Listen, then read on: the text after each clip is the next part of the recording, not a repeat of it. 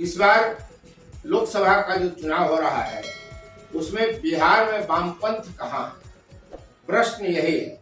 और इसी बात का हम विश्लेषण करेंगे कि जिस बिहार में वामपंथ की जमीन लहलहाती थी, खेत और खलिहान तक वामपंथी संगठन सक्रिय थे, और जब कांग्रेस की सत्ता बिहार में हुआ करती थी, भाजपा अपनी जमीन तलाश रही थी, तो ऐसा फिर क्या हुआ कि वहां मजबूत जमीन बनाकर रखने वाली वामपंथी दलें सफाया हो गई उनका।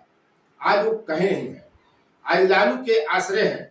लालू ने जितनी सीटें दी उतनी सीटों पर वे लड़ने के लिए मजबूर हैं। उनकी चाहतें पूरी नहीं हुई, चाहे वो भाकपा हो या माकपा हो या भाकपा माले हो, सबने जितनी सीटें मांगी थी उतनी सीटें नहीं मिली। हाँ, कांग्रेस की अपेक्षा वाम दलों के प्रति थोड़ा व्यवहार जो है सुकून वाला रहा लालू प्रसाद यादव का। कांग्रेस तो छछनते रह गए, उसे 9 सीटें पिछली बार की तरह तो दी गई, लेकिन सीटें बदल दी गई, और वैसी सीटें दी गई कांग्रेस को जहां उसे लड़ने के लिए कैंडिडेट तक नहीं मिले, जहां उसकी कोई जमीन नहीं है, जहां उसके जीतने की संभावना न्यूनतम है, वहां टक्कर में आने लायक प्रत्याशी जहां नहीं हो, कांग्रेस को सीटें दे दी गई। और कांग्रेस आज कहां है आप जान रहे हैं। तो बिहार में वामपंथी संगठनों की दुर्गति क्यों हुई, क्या कारण थे, और कैसे उनका लगातार प्रदर्शन गिरते चला गया, हम इस बात का इस वीडियो में विश्लेषण करेंगे। भाकपा माले को 3 सीटें मिली है लोकसभा चुनाव में, जहां आरा से सुदामा प्रसाद, काराकाट से राजाराम सिंह और नालंदा से संदीप सौरभ चुनाव लड़ रहे हैं। एक अज्ञात सुरक्षित है जहां मनोज मंजिल मालिक विधायक थे और उनको उम्र कैद की सजा हुई थी, ये सीट खाली हो गई, वहां शिव प्रकाश रंजन को प्रत्याशी बनाया गया है। उसके अलावा भाकपा को बेगूसराय और माकपा को खगड़िया दिया गया है। बेगूसराय आपको याद होगा, कन्हैया जो आज कांग्रेस में बड़े पद पर है, कितनी चर्चा हुई थी, ये सीट तो जीत ही जाएंगे, पूरी जेएनयू लॉबी लग गई थी, चुनाव पूरी तरह हार गए। वाम संगठनों की यह स्थिति रही है। यहाँ 2019 का पहले हम जिक्र कर लेते हैं, जो पिछला लोकसभा चुनाव हुआ, आरा में राजद और सीपीआई-एमएल के समर्थन से वहां चुनाव लड़ा गया और चुनाव हार गए। इसके अलावा जहानाबाद, काराकाट, सिवान में मालिया अकेली लड़ी, वहां हार गए। उजियारपुर में माकपा लड़ी और हार गई। बेगूसराय में भाकपा लड़ी और हार गई।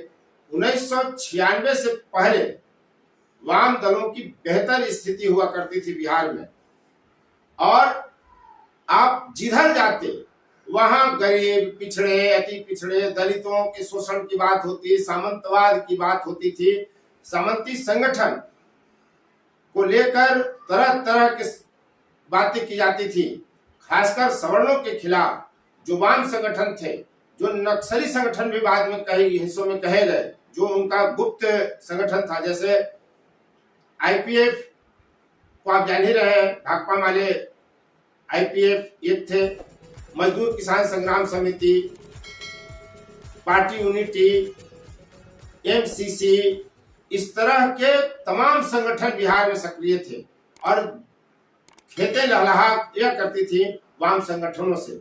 सवर्णवाद के खिलाफ, जमींदारी प्रथा के खिलाफ, सामंतवाद के खिलाफ वाम पंथ खूब लहलहा रहा था। लेकिन जब फसल काटने की बारी है तो लालू प्रसाद यादव काट के ले गए 1990 से लगातार। और ये कहा जाता है बिहार में, कुछ राजनीतिक समीक्षक यह मानते हैं कि वामपंथी संगठनों ने जो जमीन तैयार की ग्रास रूट पर, जो गैर सवर्णों को, कमजोर जातियों को जगाने का काम वाम संगठनों ने किया, लोकतंत्र के प्रति वोट देने के लिए उनको जागरूक किया, लड़ने के लिए जागरूक किया, हरवा हथियार से लैस किया, राइफलें गांव-गांव तक पहुंचा दी गई और खूब लड़ाइयां की। उससे जो जमीन तैयार हुई, तथाकथित सामंतवाद के खिलाफ, जमींदारी के खिलाफ, जमींदारी और सामंतवाद की प्रवृत्तियों के खिलाफ, सवर्णों के खिलाफ, उसकी फसल जब काटने की बारी आई तो लालू प्रसाद यादव काट के लेते चले गए। इसीलिए 1990 का जो एरा रहा वो काफी महत्वपूर्ण रहा, और लगातार उसके बाद वाम संगठन कमजोर होते चले गए, और 2000, याद रखिएगा, वर्ष 2000 आते आते वामपंथी संगठनों की स्थिति इतनी बदतर हो गई कि उनको अपनी जमीन पर खड़े होने के लिए पांव धरने भर भी जमीन नहीं बची। 2016 जून को मियापुर नरसंहार होता है बिहार में।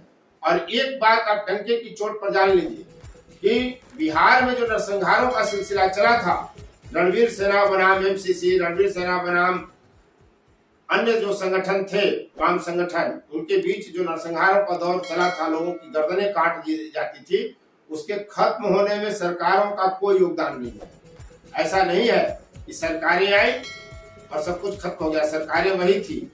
2005 में आते हैं नीतीश कुमार, बिहार की राजनीति में मुख्य धारा में और मुख्यमंत्री बनते हैं। उसके पहले 7 दिन बने थे और चले गए थे। तो नीतीश कुमार का पहली बात तो कि कोई योगदान नहीं है। और नीतीश कुमार से पहले जो राबड़ी देवी थी मियापुर नरसंहार के वक्त, उनका भी कोई योगदान नहीं है कि बिहार में नरसंहार होना बंद हो गया। इसके पीछे कारण यह था कि रणवीर सेना ने पहली बार यादव बहुल मियापुर को चुना और वहां यादव जाति के लोगों को चुन चुन कर मारा। वहां जो 34-35 हत्याएं हुई मियापुर में, वहां सर्वाधिक यादव जाति के लोग मारे गए थे। और यही कारण है कि उसके बाद फिर कभी कोई नरसंहार बिहार में नहीं हुआ, क्योंकि एमसीसी संत पड़ गया, शांत हो गया और फिर किसी भूमिहार या सवर्ण के गांव में नरसंहार उसने अंजाम नहीं दिया, मियापुर के बदला नहीं लिया गया। नतीजा उसके बाद जो हथियारबंद कार्रवाइयां थी वो ठप पड़ गई। उसके बाद की स्थिति आप देखिए कि लालू प्रसाद यादव की जो सत्ता उभरती है 90 में, 2000 आते आते राबड़ी देवी तक और 2005 में नीतीश कुमार, उसके बाद वाम संगठन कहीं नहीं है।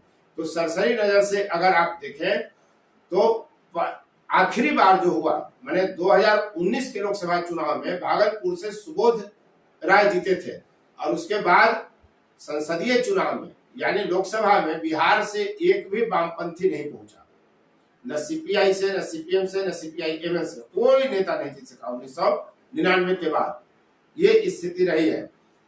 अगर सरसरी नजर पर देख लें, 1995 से 2020 का बिहार विधानसभा का चुनाव का आप रिजल्ट देखें तो भाकपा को जहां 26 विधायक थे 1995 में, वहीं माकपा को 6 और सीपीआई-एमएल को पहली बार विधायक बना था वो 6 1995 में।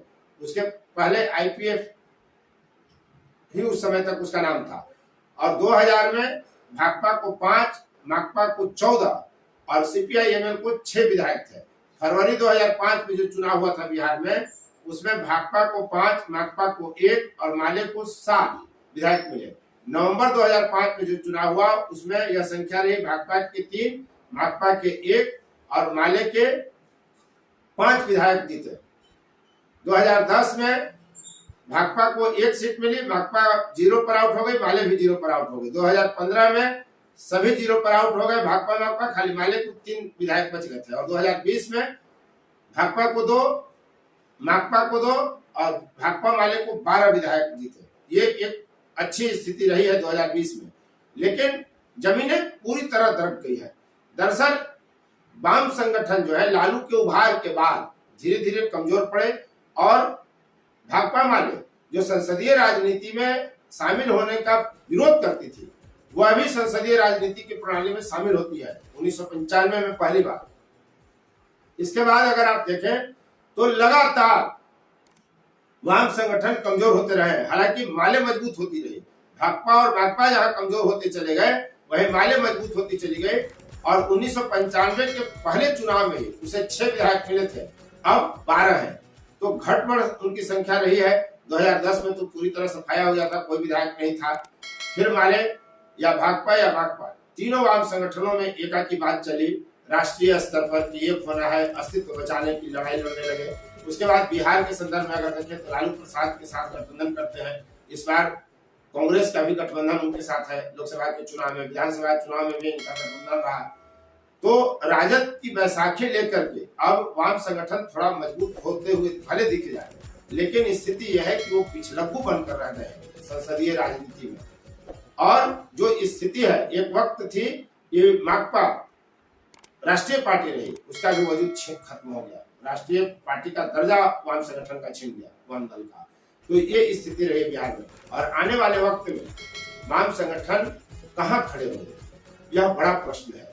जिस तरह से सामाजिक राजनीतिक परिवर्तन हो रहे हैं, जिस तरह से जातियों में राजनीतिक चेतना का उभार हो रहा है, जिस तरह से जातियों का गठबंधन बन रहा है, गोलबंदी हो रही है, उस परिस्थिति में लगता तो दूर दूर तक नहीं है कि वाम संगठनों के लिए कोई जगह बची रह जाएगी। आने वाला वक्त वाम संगठनों के लिए और मुश्किल होगा।